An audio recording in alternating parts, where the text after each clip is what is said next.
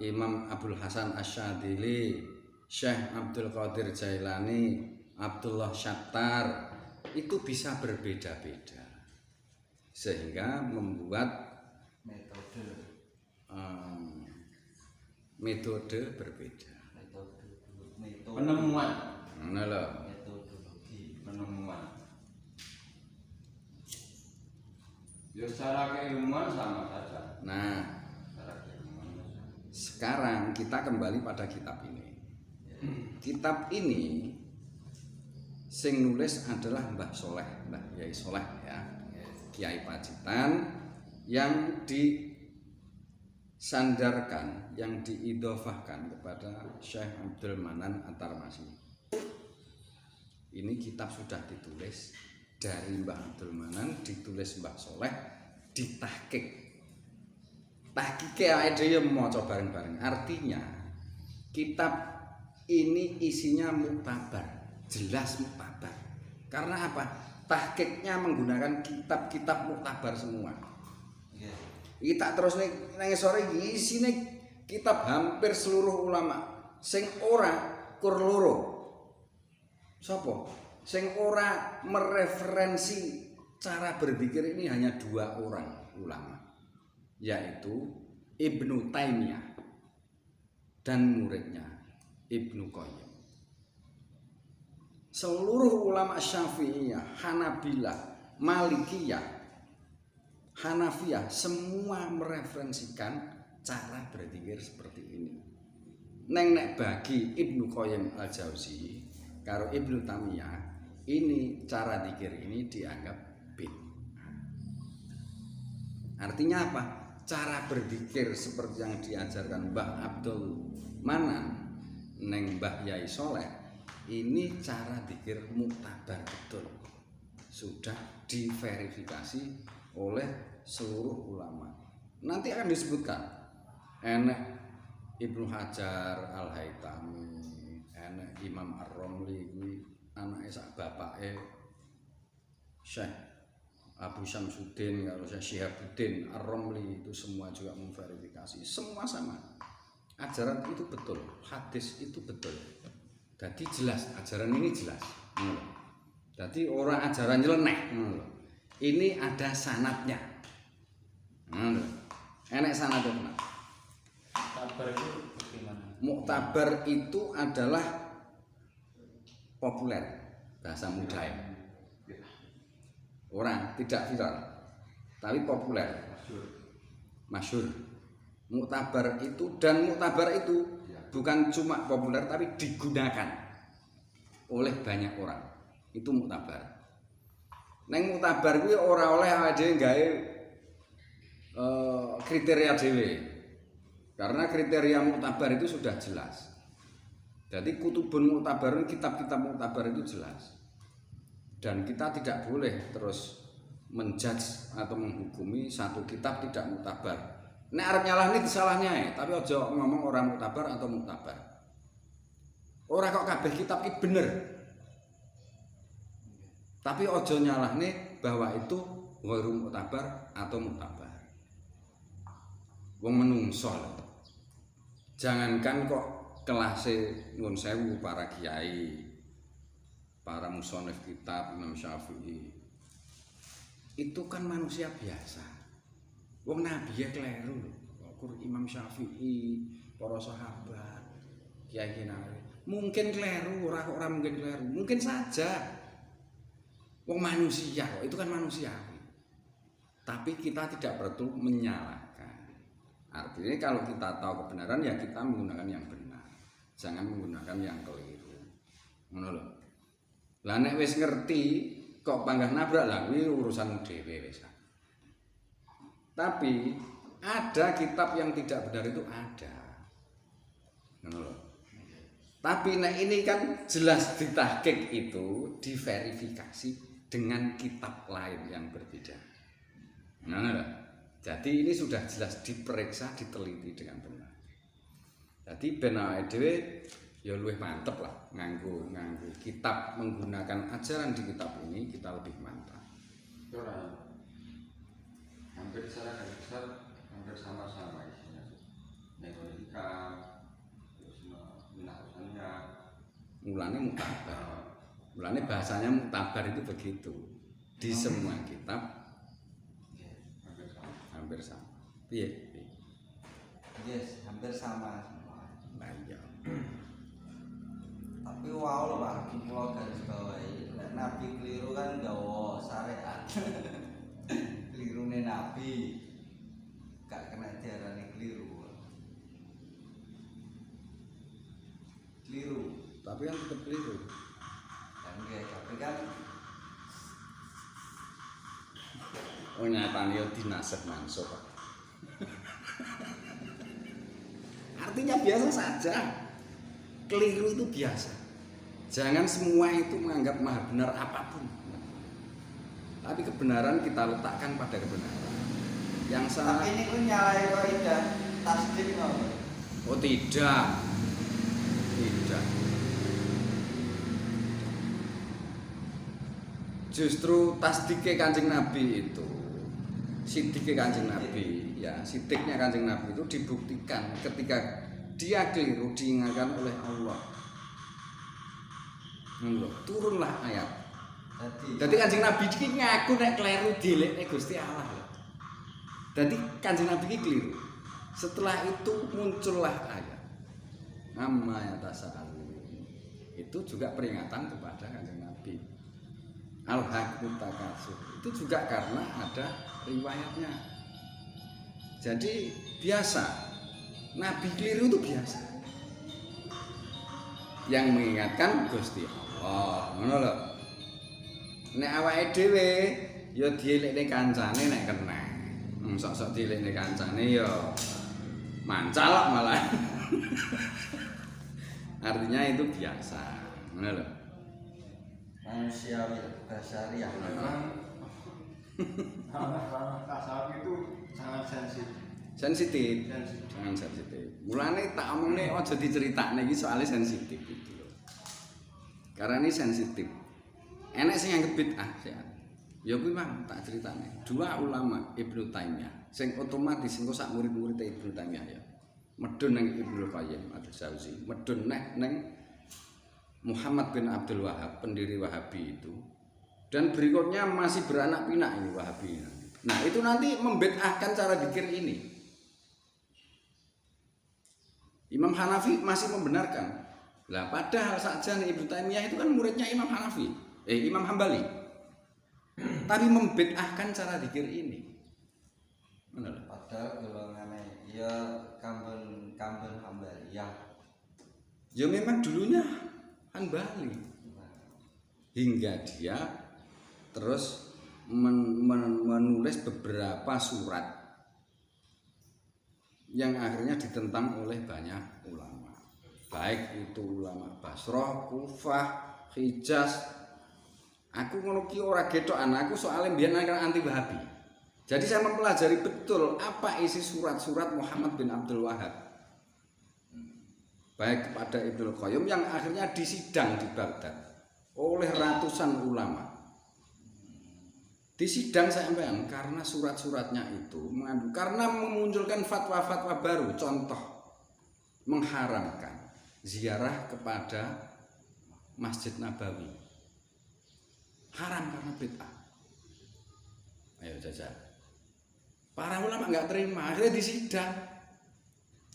Dan itu banyak kasus itu, sampai 3 kali. Itu tentang ziarah Masjid Nabawi apa ziarah?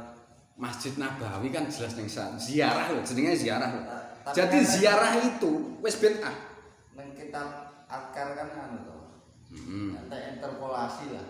Piye? Bab ziarah kubur Kanjeng Nabi diganti ziarah Masjid Nabawi. Ngono. Itu dulu yang menjadi salah satu masalah Dan pertentangan. ada interpolasi. Jadi kita terusnya ben sampai nomor 3 Pak. Bismillahirrahmanirrahim tekan ndi Mang?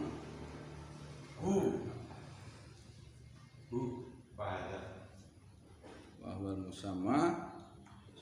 Oh alah fahada dzikru hadhihi rutbati dikire tingkatan iki. wa huwa lan utawi huwa imam isim ghaib Gusti Allah domir ghaib itu indahum mungguwe asalikin sing nomor 3 ya al kamilin itu bismil isyarati kelawan isim isyarah. Dadi isim huwa kuwi nyebute wong-wong kamilin isim isyarah. Padahal kuwi kan isim domir to. Ngerti dhewe ta? Asline kuwi hadza huwa. Mulane dijenenge isim isyarah. Iki dhek. Dhek iki sapa? Gusti Allah. Hai hadza huwa. Ya. Masalah keterangan ini peruang apa? Gitu Mas. Orang-orang mereka itu jarang sih Enggak tahu. Enggak tahu tuh sebenarnya rata-rata enggak tahu konsep. Yang dekat kan kudunya antar atau kotor kan. Enggak bisa. Wah, maksudnya lah bisa. Oh iya, ya. Keterangan ini jarang banget. Berarti Dan jarang disampaikan oleh Mursyid. Mursyid ngerti ora? Nah, kalau ini kan Ya nun sewu. kalau Itulah saya kadang-kadang ya rada mesakne lah pada para jamaah ahli thariqah itu. Saya suka mereka berthariqah. Tapi mursyid seringkali tidak memberitahu dengan lengkap. Mungkin juga karena kekurangtahuan mursyid tentang thariqah yang dia pimpin. Yang mana dia menjadi mursyidnya. Mulane nek eling karo ngendikane Syekh Abdul Qadir Jailani, wong iku kudune wedi dadi mursyid. Karena apa? Karena di dalam manakernya Syekh Abdul Qadir Jailani ini ngendika la yambaghi li ahadin ayyursyida ayyata'adda bi irsyadin nasi illa bisalasin. Ya. Wong iki aja pisan-pisan kok terus sak karepe dhewe macak dadi guru mursyid maksudnya, kecuali duwe sifat telu. Sifat telu iki apa? Ya'lamu bi ilmil fuqaha. Pertama dia harus ahli fikih. Ya, harus ahli fikih. Jadi fikih sudah selesai, hukum dikuasai semua. Harus itu. Kuwi nek menurut Syekh Abdul Qadir Jailani. Itu yang pertama. Yang kedua, wayahkumu bihikmatil hukama. Dan mereka itu menggunakan hukum dengan orang-orang yang ahli hikmah. Betul. Dadi wis ngerti hikmah. Hikmah ki apa? Menurut Mbah Quraisihab, Mbah Kiai Quraisihab. Mbah Kiai Quraisihab itu menyampaikan hikmah itu apa? Hikmah itu adalah ilmu amaliyah dan amal ilmiah. Kenapa ya? Jadi ilmu sing kena dipraktekne iku jenenge hikmah. Amal sing nganggo ilmu kuwi jenenge ya hikmah. Dadi nek kowe iso ngumpuli kanca, kuwi jenenge kowe wis duwe hikmah. Soalnya apa? Ngumpuli kanca pure apik sate. Bisa mengambil ilmunya. Itu namanya hikmah. atuh disiplin ilmu hikmah kok anu Pak. Lah, itu beda nek. Nek kuwi maksudmu ilmu kasentikan nek kuwi. Beda, berarti beda cara mengartikan beda. Itu yang kedua. Dan terakhir itu wa ya'lamu bisiasatil muluk. Dadi kiai kuwi, mursyid kuwi kudu ngerti politike para raja. Kelasé politik raja wisan. Ora kur politik acek-acek. Dadi harus paham politik, ora aja kok ora oleh politik, gak iso. Wong itu syaratnya dadi mursyid kok. Ora oleh berpolitik. Disiasati napa? Bisiasatil muluk. Iya. Itu ajaran Syekh Abdul Qadir Jailani. Jadi ora oleh dari mursyid kita ora punya 3 hal ini tidak boleh. Jadi Mursyid itu tidak akan menyesatkan jamaahnya, tidak akan menyesatkan muridnya. Mursyid kuwi mesti anak buah jenenge murid.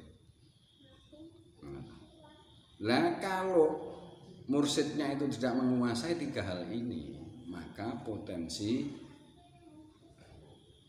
apa ya? Ilmu itu bisa korup. Korup itu artinya apa? Tidak lengkap nanti terima. Karena tidak mempertimbangkan sisi baik dan buruknya ilmu tersebut. Ngono lho. Ya aja sampai bocah cilik terus tok warai ulumul Quran ya ora dong. Bocah cilik iki ya alibak taksih. Wong saiki alibak tak kowe wis angel golek lho. Karena apa? Ajaran saiki ora alibak tak Pak Judi. Abata, ya ora? Langsung tahfidz. Ora huruf. Bocah cilik saiki ora ngerti huruf kuwi huruf alif ba ta iki gak roh. Ngertine a ba ta. Hurufnya apa? Gak roh. Itu kesalahan guru itu. Jadi nuwun sewu lho, nek enek bupati kok korup, sing salah sapa?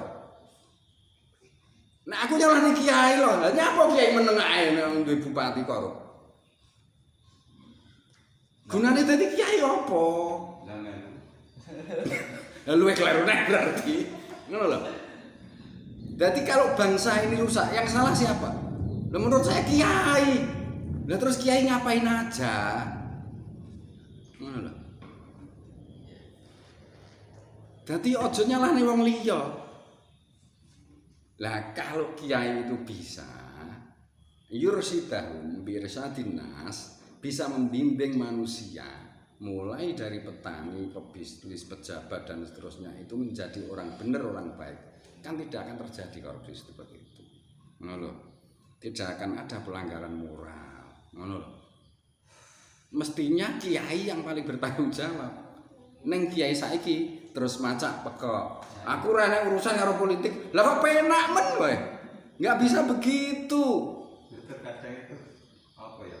Memaknai zuhud, wirae itu sesuatu sing piye? Seakan-akan ini berpolitik itu sesuatu yang Tabu. kotor banget. Memang tabu, dianggap tabu. Padahal tidak. Jadi kenapa dulu ada Amirul Mukminin? Itu kan sudah karena ijtihadnya para sahabat saat itu. Sebagai pengganti Nabi harus ada Amirul Mukminin. Amirul Mukminin kuwi kudu imam masjid. Itu pemerintah, paham ora? Amirul Mukminin itu pemerintah, ora karo imam masjid tok. Mimpin masyarakat secara umum. Double. Lah nek saiki kan dipisah. Pisah antara pimpinan agama dan pimpinan politik atau negara. Neng kalau pimpinan agama kok terus berenak-enakan sementara negara ada terjadi pelanggaran hak atau kebenaran, ya kuwi ya kewajibannya pimpinan agama untuk mengingatkan, untuk mengajari yang benar. Enggak boleh cuci tangan, menurut maksudku. Enggak boleh. Apalagi kiai dilarang-larang ikut politik. Lho. Terus urusane kiai iki ya kudu politik kuwi ya. Enggak boleh. Mulane aku kadang-kadang tidak suka ketika ada kiai yang aku naik politik ora melok-melok. Lah itu keliru itu. Lah terus nek enek masyarakat sing dadi lurah, kayak terus jahat, apa dhek ya ora melok tanggung jawab. Ya permasalahannya masyarakat awam ini ya kan Itu sejak zaman Belanda. Itu sejak zaman Belanda. Mulane ya ada ya wis ning Jawa kuwi biyen Islam mlebu. Ya. Abad 15 tahun 1400-an. Kowe ngerti to jenenge Wali Songo. Wali Songo kuwi masing-masing berjuluk Sunan. Ngerti ya? Kasunanan itu ora kok kurgon beguron. Itu seperti kerajaan. Jadi pemerintah mendominasi. dadi Raden Rahmat kuwi Sunan ing Ngampel. Ngono lho. Penguasa Ngampel, dadi ngatur negara Ngampel. Sunan Giri ing Kedaton.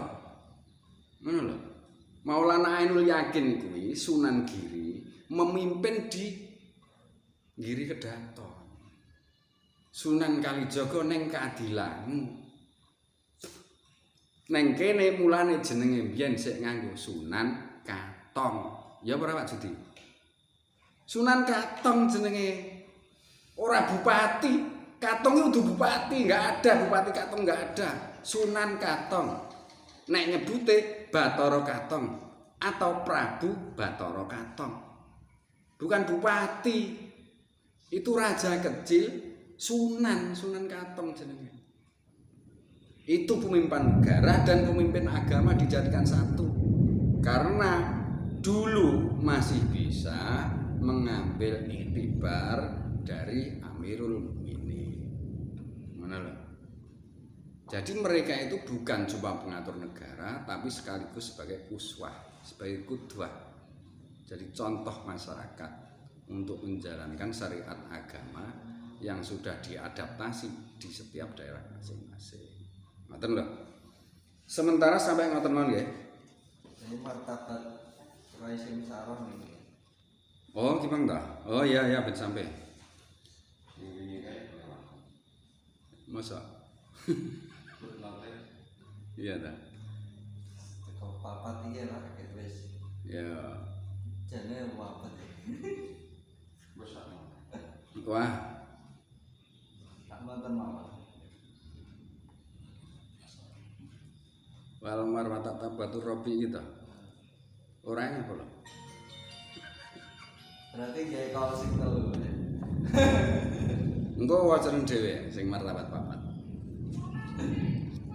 Wong sing martabat telu ae. Ya, dipikir alan-alan. Bisa kleru. Ya.